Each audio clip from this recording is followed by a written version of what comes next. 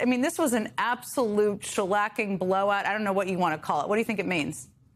Well, it means that Donald Trump is clearly in charge of the modern Republican Party, and he gets whatever he wants whenever he wants it in the primary. Now, the problem is that we're about to go into a general election season, and he continues to want to nominate the worst candidates. You talked about this earlier. They are spending hundreds of millions of dollars trying to prop up Trump's slate of deluded Republicans here. And the question is, in the general, they will need every single dollar they can get their hands on. You know, and Jen, you talked about the turnout, and I think it's really interesting.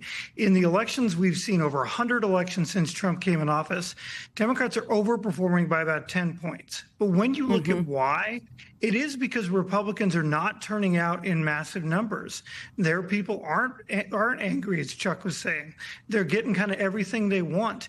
And that's with normal Republicans. You put a guy like Ken Paxton at the top of the ticket, it's not that suddenly a bunch of Republicans may vote Democratic. Maybe that happens, but probably what happens is that a whole bunch of people just don't vote. And we'll take it whatever we can get it. Because when you try to get to 50%, you'll take it any way you can get it. That's true. You just need more votes than the other person. That's how elections work. Chuck, there's this broad perception. You sort of hear this. I feel like friends of mine will say this to me who are paying attention to this, that Ken Paxton was an easier Democrat for James Tallarico to beat. Is that true in your view? Our polling showed that we could have beat either one of them. I think it's the difference, to Jim's point, of the electorate in the general election, and that's what I want to talk about. You said, how does he win? Well, there's a couple things going on in Texas that's really different than what we've seen in the last few of the election cycles. One is you saw this dramatic move to the right over the last few cycles with Latino voters that I know very well.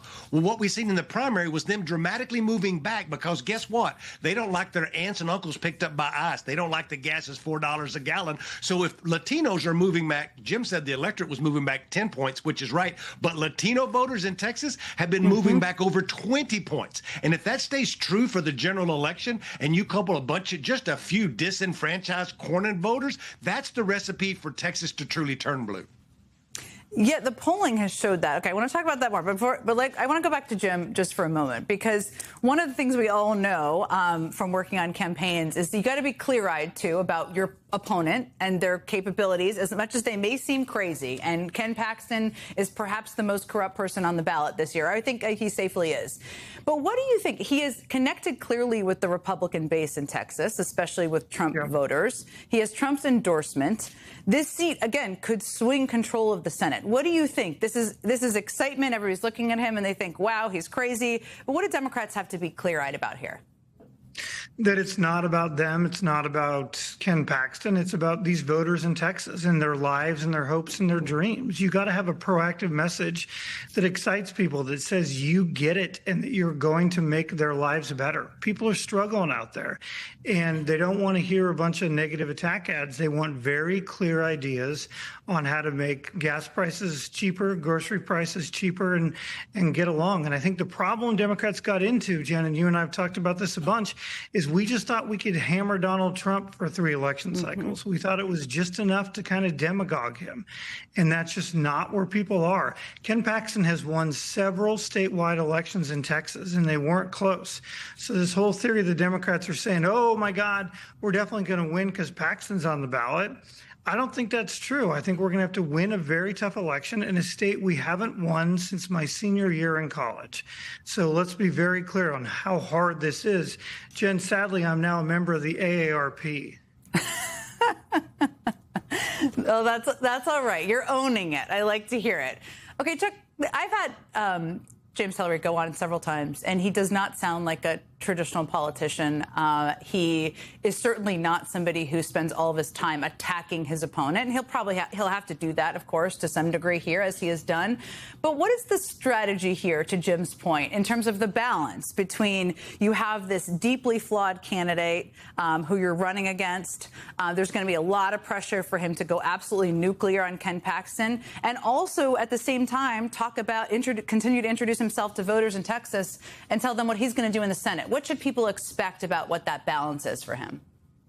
Look, when you have a winning system, you don't break that system. And James Tallarico was never, quote unquote, supposed to win the primary against the most popular Democratic politician, arguably, in the state of Texas. And what he talked about, which is really smart, and what we haven't seen in Texas is a long time, which is about bringing everybody together. If you're a Republican, you're welcome over here.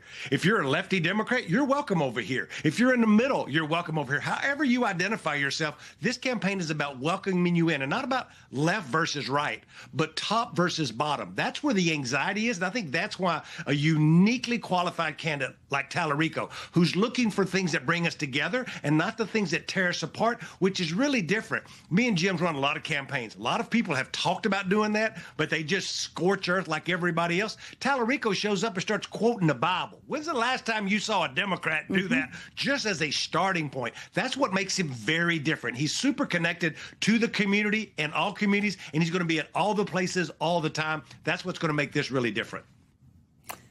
Jim, let's take a big picture here for a moment, because I think and we've talked about this before, but a couple months ago, I think most of us wouldn't have said that Democrats could win the Senate back, if we were being totally honest. It feels very viable here. I can't believe the amount of money that was spent. I mean, $128 million on this race on the Republican side. Talk about the impact of that, both when you're talking to donors who may not want to spend more money, when there are other races it could have been spent on, but it should be spent on. What's the impact of that? And how do you see kind of the likelihood at this point of Democrats winning back the Senate? Boy, you're exactly right, Jen. 6 months ago, people just said the Senate looked too far, and it was important to stay very focused. I heard this a million times. Let's just go win the House. We have to stop Trump. Let's just go win the House. And the truth is, the Senate made their own luck. They got great opposition research. They got Joni Ernst out of the race in Iowa. Maine has obviously continued to evolve. There is now, you look at the seats and you can have a really clear pathway to 50 and 51. And that's before you get to Texas. If you start putting Texas in play, Ohio, and you know more about Ohio than either two of us. So Jen can give us a little Ohio lecture at the end of this, why that's doable. Alaska's doable. I mean, the truth is you want as many shots on goal as you can get. And we now have a bunch of different shots on goal, which makes us start to think, wow, the Senate's really in place. And so if that's true and you're the Republicans, you just can't spend hundreds of millions of dollars trying to prop up some of these candidates. You can't fix it. You can't have Ken Paxton and spend all this money trying to keep him from winning the primary. You can't go after Massey, who's a really big right winger in Kentucky. You're spending money you're desperately going to need in a bunch of these races. And you're doing it just because one guy sits on his Truth Social at 6 o'clock in the morning and tweeting for the 400th time that day and decides to change the politics of his party. They are now captive of the crazy, and the crazy is the president of the United States. Don't forget the $13 million spent on legislative races in Indiana, Jim. That was a good use of money on that side. Chuck, I have to ask you, after the 2024 election, and I'm sure you got so many calls, you talked about this a lot, I know, there was this feeling like Trump had a hold on the Latino vote across the country. It's never going to be won back. He won 55% of the Latino vote in Texas, which you know well, but for viewers out there. But in a recent poll, and you alluded to this, and this was one conducted by Texas Southern University, likely Latino voters actually prefer Tallarico over both Cornyn and Paxton, more importantly, by 4 points and 8 points for Paxton. Why do you think this how do you explain that? And how do you build on that? And what lessons can be learned for other states? The Latino vote across the country is one of the youngest demographics. Let's start there. We're multi-generational households, multilingual. We talk many different languages, Spanish and English, and sometimes all at the same time. But what really makes us different is this fluidity of the vote, because we haven't been here, quote, literally long enough to be stalwart Democrats or to be stalwart Republicans. So when you have a candidate like Donald Trump who's outside of the system at a time when there's a lot of economic anxiety, you have a portion of that electorate, mainly Latino men, who are willing to give that a shot. But now gas hasn't come down. The price of things haven't come down. And then on top of that, you're locking up grandmothers and putting them in ICE facilities. And that's a line too far. So it's the perfect storm to get these folks back. Now, Democrats, the job's not done. You have to do what James Tallarico's done, which is show up in those communities and talk about your philosophies and what you're going to do. And James Tallarico has a deep tie to the Latino community, teaching school in San Antonio, being born and raised down in the Valley. When he shows up in these communities, he knows how to speak to these communities with authentic messaging that they understand. That's the perfect storm of why Texas could turn blue, because Latinos are going to overperform, and he's going to show up in places that most Democrats are scared to go to. This is the first time you've joined us where you know who you'll be running against in November. Is this the campaign you wanted, Tallarico versus Paxton? Is this the opponent you wanted out of this Republican primary? Well, Ken Paxton embodies the broken political system that we're running against. He is the most corrupt politician in America. 3 years ago tomorrow, he was impeached by his own party for using his public office, his position of public trust, to enrich himself and his donors at our expense. And that is exactly the problem in our politics. It's puppet politicians who serve themselves and their billionaire mega donors instead of serving us. It's why we can't afford anything. It's why we can't get ahead no matter how hard we work. The system is rigged by corrupt politicians like Ken Paxton. And so it's going to be all of us. It's going to be Democrats, independents, and Republicans. It's going to be urban Texans, rural Texans, suburban Texans. It's going to be all of us coming together, the people versus Ken Paxton. Let's listen to what Ken Paxton had to say about you tonight. And I have to tell you, I don't know if you've heard this already, but he spent a good deal of his victory speech tonight talking just about you. Here's what he had to say about you. My opponent is the most extreme radical the Democrats have ever nominated. He's even running a vegan campaign, whatever that is. He goes by a few names that you may all have heard of. Some people know him as Tofu Tallarico. Some people call him Six-Gender Jimmy. I've even heard some people call him James Tallarico. And others refer to him simply as Low T Tallarico. But no matter what you call him, let me tell you this. James Tallarico is a threat to everything we hold dear in this state and in this country. He's a threat to our security and our safety. He wants open borders and even said a welcome mat should be at our southern border. He's a threat to our children. He wants boys and girls sports, gender mutilation surgery performed on kids. And when asked what he loved outside of his family and friends, you heard what Brandon Gill said. His first answer was trans kids. That's weird, and that's a radical guy. He's a threat to our prosperity and Texas economy. He said you can't be a Christian if you support the oil and gas industries. He wants to raise your taxes, and he won't do a single thing to lower costs for you and your family. And finally, he's a threat to our very way of life and our values. I mean, he's a vegan who thinks God is non-binary and that there's actually 6 biological sexes. It's hard to imagine someone more radical than that.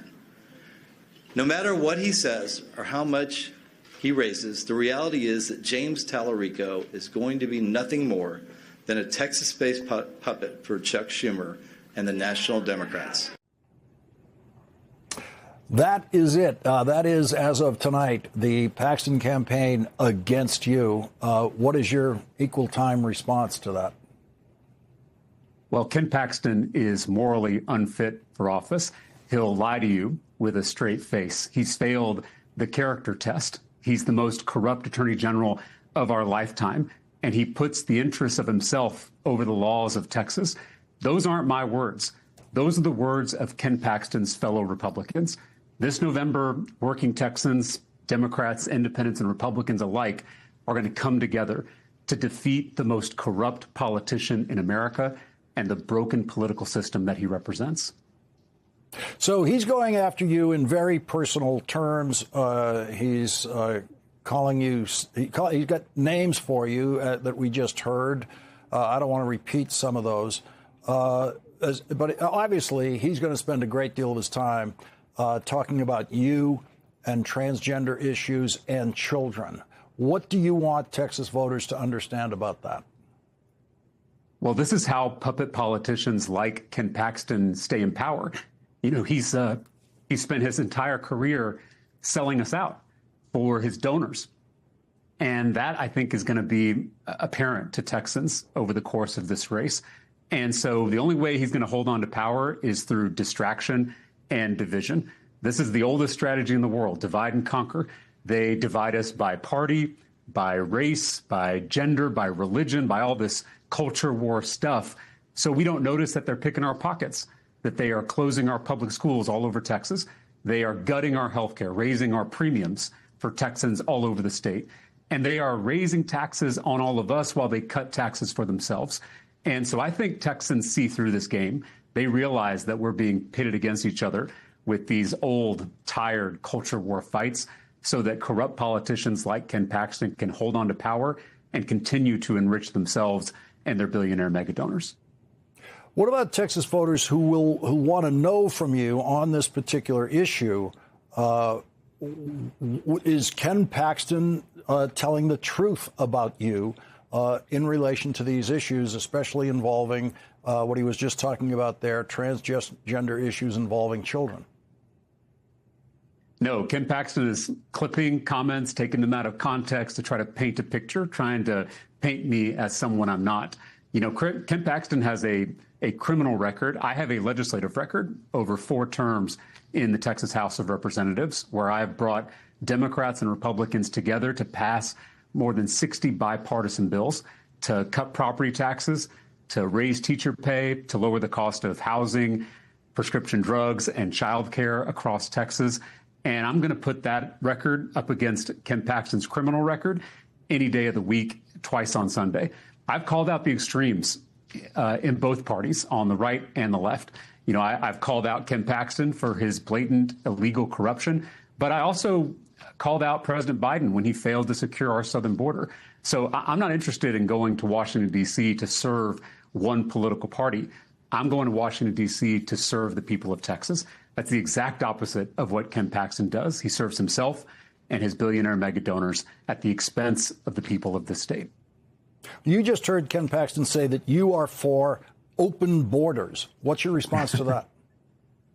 I just told you that they were, clipping things that I've said. This is a perfect example because I said our southern border should be like our front porch. There should be a welcome mat and a lock on the door, meaning we can welcome immigrants who want to live the American dream, who want to make us richer and stronger in the process, and secure the border and keep out people who mean to do us harm. We can do both of those things at the same time. It's puppet politicians like Ken Paxton who want to grandstand on this issue of immigration, who want to make people afraid. That's why he's cutting my comments in half, because he wants to paint a picture. He wants to hold on to power despite his career of corruption. So we're going to keep telling the truth over the course of this campaign. And I think Texans will know who's actually fighting for them, who's fighting to lower their costs, who's fighting corruption, and it's not Ken Paxton. It's very clear that he's going to follow the Donald Trump model in so many ways, including, by the way, his own ethical behavior, according to the public record. But you're going to be subjected to a number of nasty names. And we just heard a couple of them there that he tried out tonight. He'll be trying out more of those. And I'm sure people out there around the country are wondering, how are you going to counter that? How are you going to fight back against that? Because they've seen Donald Trump use that kind of technique successfully, especially in states with a lot of Republican voters. And as we know, Texas is one of those states with a lot of Republican voters who apparently respond to that kind of name calling and insult. Well, I've gone to every corner of Texas already over the course of this campaign, from Beaumont to El Paso, from Amarillo to Brownsville, and everywhere in between. And I can't tell you the number of people who come up to me at the end of these events and whisper, "I'm not a Democrat," like they're in the witness protection program, including a lot of people who voted for President Trump in 2024. They voted for him because they thought he was going to lower costs. They thought he was going to drain the swamp. They thought he was going to end the forever wars. They thought he was going to release the Epstein files. But just 1 year into this administration, they've seen him do the exact opposite. They've seen him raise prices through his crazy tariffs. They've seen him grow the swamp with unprecedented corruption. They've seen him start new forever wars, including the latest war in Iran. And they saw him do everything to prevent the release of the Epstein files. And so a lot of the president's supporters in Texas are feeling disillusioned. They're feeling disillusioned with this extremism and this corruption that is embodied by politicians like Ken Paxton. And so we have a real opportunity to build a big coalition of Democrats, independents, and Republicans who are fed up with this extremism and this corruption. That's exactly how I flipped a Trump district in Williamson County, Texas, when I first got elected to the state house. It was by building that big coalition, that big tent. And this politics of name calling, of trolling and owning, that politics has a record low approval rating in this country, including in Texas. Those nicknames don't lower your grocery bills. They don't lower the price of gas. They don't lower the cost of housing and childcare and prescription drugs and insurance. It doesn't actually improve people's lives. And so I think in this election, what you're going to see is a deep hunger for servant leaders who are actually going to deliver for working Texans, going to make their lives easier and better and less stressful rather than enriching themselves and their billionaire mega donors. I want to go to one of the issues you would face as a United States Senator now in the Senate, and that is a vote on a war powers resolution which would limit Donald Trump's ability to continue his war in Iran. How would you vote on that? I would vote to limit these presidential powers. I would vote to end this disastrous war in Iran as quickly as possible. You know, as a millennial, I saw how military disasters like the Iraq War robbed this nation of young lives, of billions of dollars, and of our moral standing around the world. And I think this administration is making the exact same mistakes in Iran. And so I think we need to bring this war to an end. We got to start lowering the price of gas for working Texans who are already feeling squeezed. And we got to get our foreign policy back to some kind of sanity. This afternoon, a stunning rejection of Donald Trump's redistricting zeal by Senate Republicans in South Carolina. They joined Democrats there to strike down their own party's measure to advance a map that likely would have squeezed out the state's only Democratic-leaning district. That seat is represented by Congressman Jim Clyburn, who surged polling locations today with other Democrats on the first day of early voting, who were there standing on very, very long lines before that GOP rejection today and didn't even know if that primary ballot that they cast would count. Here's what Congressman Clyburn has said about the effort. To the 29% of African Americans in South Carolina, the 43% of Democratic voters in South Carolina, irrespective of your presence, you are not deserving of a single member of Congress of the 7 that we have. This White House says, to hell with the process. To hell with the Constitution. Shame, shame. Just do what we want done. And that's what has us here today.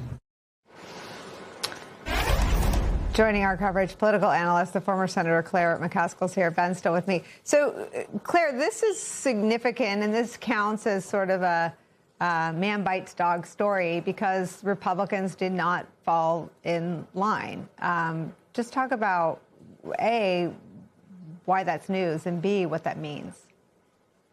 Well, first of all, they realized that if they carve this district up, some of the other districts become less certain for the Republican Party. I mean, that's what's being left out of this conversation too often on redistricting. When you carve up a heavily Democratic district, those Democrats go somewhere. They don't disappear. They go into districts where now they have a bigger piece of the pie. And yeah, if Trump wins a district by 25 or 30, then they can afford to give up 5 or 6 points. But when Trump wins a district by 10 and you push more Democrats into that district, then you've got a problem. And they also realize by the number of people who are showing up to vote today, they did a gut check, those Republican members of the Senate in South Carolina. And they said, you know what? What if we do this? It is going to be very politically unpopular in South Carolina. They knew it wasn't right. They knew it wasn't the right thing to do. So, good on them for having the guts to do it, because obviously Trump has wreaked vengeance on a number of people who have defied him. And I'm sure some of them will now be on his list. Claire, let me play some of those South Carolina voters today with my colleague, Alex Tabbitt. This current administration has already demonstrated that they are willing to strip rights and privileges that we have as citizens for their own personal gain. So it's important that I'm here in order to make sure I'm on the right side of history and my vote is cast to demonstrate that I do not agree with what's happening. Yesterday, I talked to the Republican state representative who was behind this map, one of the co-sponsors. He told me race had nothing to do with this. I'm sure he did. They always say that. We know better. We live it every day. Every day. So, it's easy for someone to say that who doesn't live it, but we live that every day. Voters are very smart, Claire, and they always figure out what's going on. And the turnout that we've seen in every election that's happened since Donald Trump returned to the presidency tells an incredible story of rejection of every facet of his agenda. And I do think that those voters were speaking truth for a whole lot of Americans. I don't think the Republican Party fully realizes the strength of the Black vote in the United States of America. And they underestimate how much they get what's going on. I mean, you don't wipe out Emanuel Cleaver and Jim Clyburn and try to take out some of the most senior and respected Black political leaders in this country. You don't wipe out their districts and think people aren't going to figure out what you're doing. I mean, it's just insulting to those Black voters. It's insulting to those Black office holders. And it's certainly insulting to the party that I belong to, which is proud to work hard and gain the trust and support of Black voters. So I do think that we will see turnout this year at a level we've not seen for midterms in a long time, just because of what they're trying to do. Big breaking news out of South Carolina. The state Senate has failed to advance a gerrymandered congressional map that would have erased the state's only majority Black district. Today marked the third time Republican senators rejected the Trump-backed plan. This time, a dozen Republicans defected, more than twice as many as in previous votes. Here is one conservative senator explaining his decision. I can no longer support passage of this bill for one simple reason. South Carolina citizens are going to the polls today. And neither my conscience nor my common sense will allow me to stop an election that is already underway. This evening, South Carolina's Election Commission estimated more than 55,000 people had cast ballots, making it the highest single day of early voting ever recorded for a primary election in the state. Wowzers. That's big. It's very big. It's very important. Look, I know you've got good intel about your Republican friends. But so do you. Yes. Well, I mean, I have been talking to Democrats in South Carolina, particularly in the state Senate, and they never gave up, which I think is very important. It's important. Like last week when folks were like, look, it's all but certain, they said no. While they don't have the votes on the procedural piece here to change the rules, we're going to make sure folks are ready to go early vote on Tuesday. They were telling me that they had plans for people to give public comment if it got to that place, and then pad the line. So it would take like 12 to 14 hours. And even this weekend, when they were down there again, voting again, they were talking to their Republican colleagues. not trying to, as someone said, they didn't want to stoke the bear. So today, when Republicans got up on the floor, state senators, and they started giving these speeches, the Democrats, they just sat back because they already knew what was going to happen. They didn't have the votes, and they were just trying to save face. And I do think the people turning out, voting, that helped bolster the argument. But also, well, look, this is a beautiful day. We appreciate and I applaud the Republican senators who stood up and said what they said. But let's sort of temper the altruism here a little bit, because there is a hardcore political reality from some of the Republicans and those connected to this process that I've learned, and that has to do with, while yes, this is a good day for Clyburn and his seat is being spared, this is also recognition that if you start breaking up Mr. Clyburn's district that has concentrated black voters, they got to go somewhere.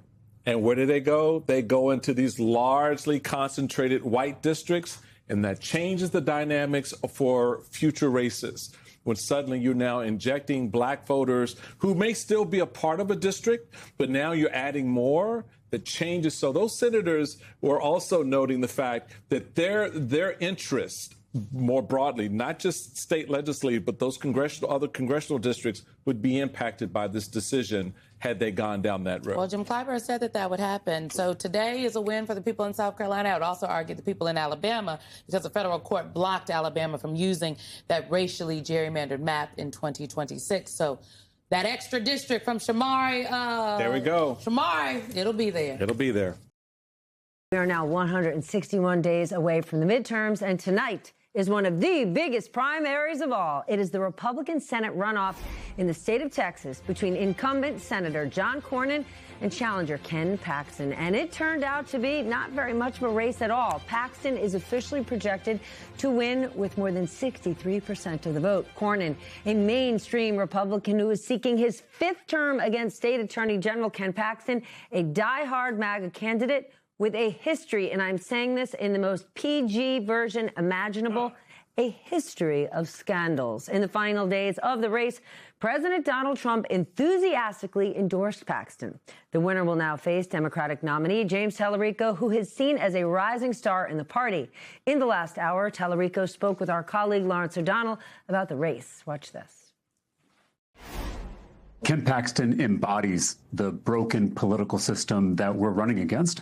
He is the most corrupt politician in America. 3 years ago tomorrow, he was impeached by his own party for using his public office, his position of public trust, to enrich himself and his donors at our expense. And that is exactly the problem in our politics. It's puppet politicians who serve themselves and their billionaire mega donors instead of serving us. It's why we can't afford anything. It's why we can't get ahead no matter how hard we work. The system is rigged by corrupt politicians like Ken Paxton. I want to bring in my friend Ali Velshi, chief data correspondent here at MS Now, host of the show Velshi. In the very near future, he will be host of the 11th Hour, but it will be in the month of June, where he will hopefully no longer be wearing a winter vest. Ali, what are you seeing in the results for this huge race? And I'd like to point out to our audience, I'm off by a week on Memorial Day. I asked Ali about the vest, and he said to me moments ago, at least it's not Memorial Day yet. So you know what? Trust him and what he's going to tell you next. Don't worry about the data I'm about to show you. All right, here's the interesting thing. Ken Paxton wins 78% of the vote in. Hasn't really moved, though, in terms of the percentages, 64% to 36%. Here's the interesting thing. In March, this is a runoff state, so you have to have 50% of the add the 13.5% that Wesley Hunt, who is a very Trumpy congressman, who is also running. You should have gotten to 54% versus 42%. Take a look at what happened. 64. So Ken Paxton got not only all the votes that Wesley Hunt got, but yet more, which is the nature of primary runoffs. This is, by the way, considered a win by a lot of Democrats. And let me explain that to you. And that is because James Tallarico won outright. He got more than 50% of the vote in March. But let me tell you where Tallarico did well and where he's got to do well if this fever dream of Democrats taking a state seat is going to happen again. Lloyd Bentsen was the last time a U.S. Senator, a Democrat, won the U.S. Senate seat in 1998. There were Democrats statewide until 1998, but it's been a long time. Okay, so there are 4 counties here. These are called the Rio Grande Valley counties.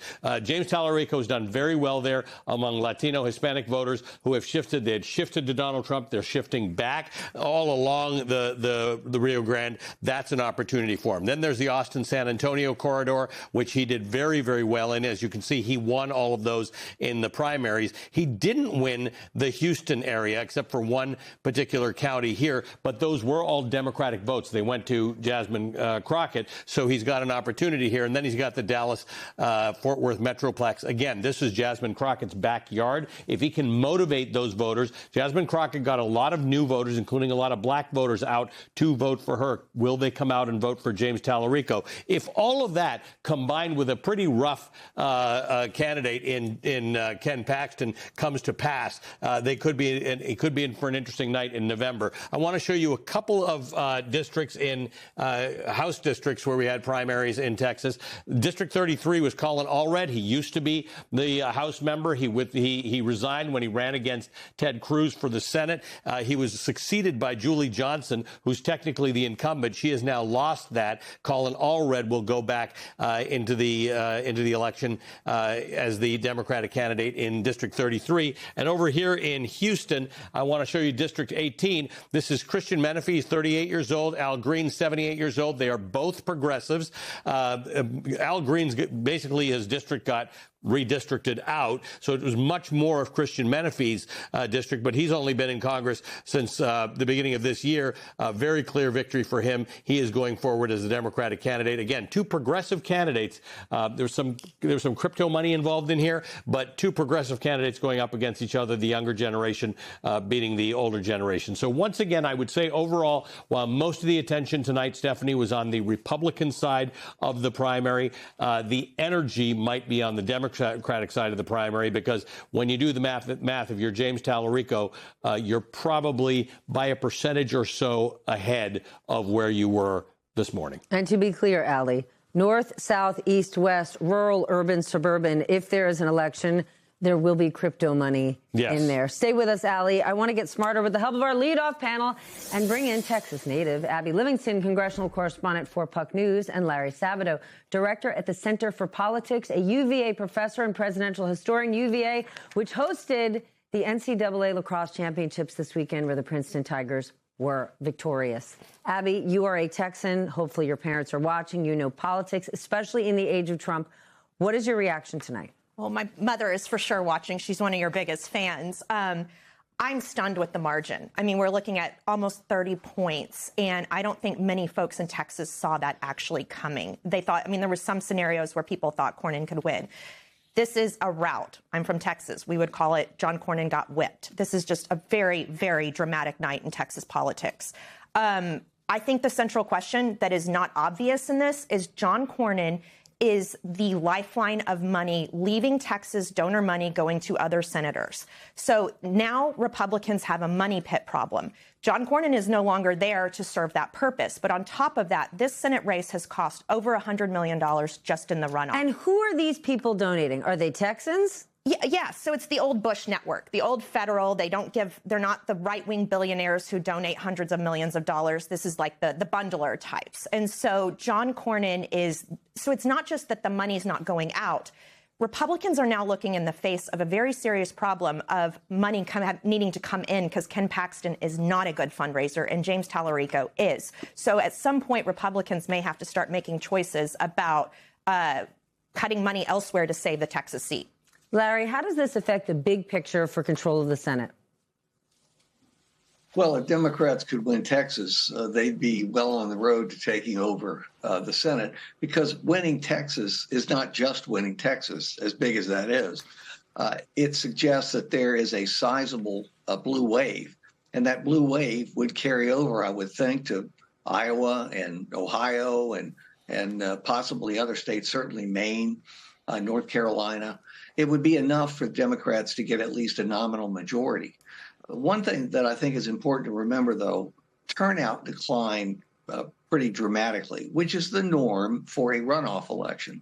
But that is part of the calculation here. It's one reason why, in the end, Paxton got such a large percentage, much more than most people had expected, although some private polls did show Paxton around 60%. So it's lower turnout in the runoff. Of course, that's not a good sign either if you lack the enthusiasm that you need to carry a nominee forward to November. Ali, when you look at the numbers, how much did the Trump endorsement affect this race? It was wild. It was really wild. I'm going to take a look at Dallas County. Okay, let's go back to the March the primaries. John Cornyn had an 18,000 vote lead in Harris County in Dallas. Go to this race here, 61% of the vote in there. He's got a 900 vote lead. I mean, the Cornyn vote collapsed across Texas. Larry's point is correct. Runoff votes are not only a smaller turnout, they tend to be a more extreme part of any party. So you're going to see exaggerations in the vote. But this was a collapse. I mean, John Cornyn wasn't some random guy running for Senate. This is a multi-term senator who is not thought of as being on the far right of his own party. So this is a very tricky situation because the type of voters who show up for primary votes supported a guy like Ken Paxton, who you've described has a lot of baggage. He's an albatross. Didn't matter. The voters who supported Ken Paxton may not be having their mind on whether there's a Democratic path to victory in the United States Senate. They may have just helped James Tallarico and the Democrats achieve that because they got the guy they wanted. John Cornyn went sideways against Donald Trump. We saw this with Tom Tillis. We saw this with Cassidy. We saw this with those state senators in Indiana. Donald Trump has 100% of control over the 35 or 36 or 37% of Republicans who support him. But this is the kind of thing that may work on a primary night and may not work on a midterm election.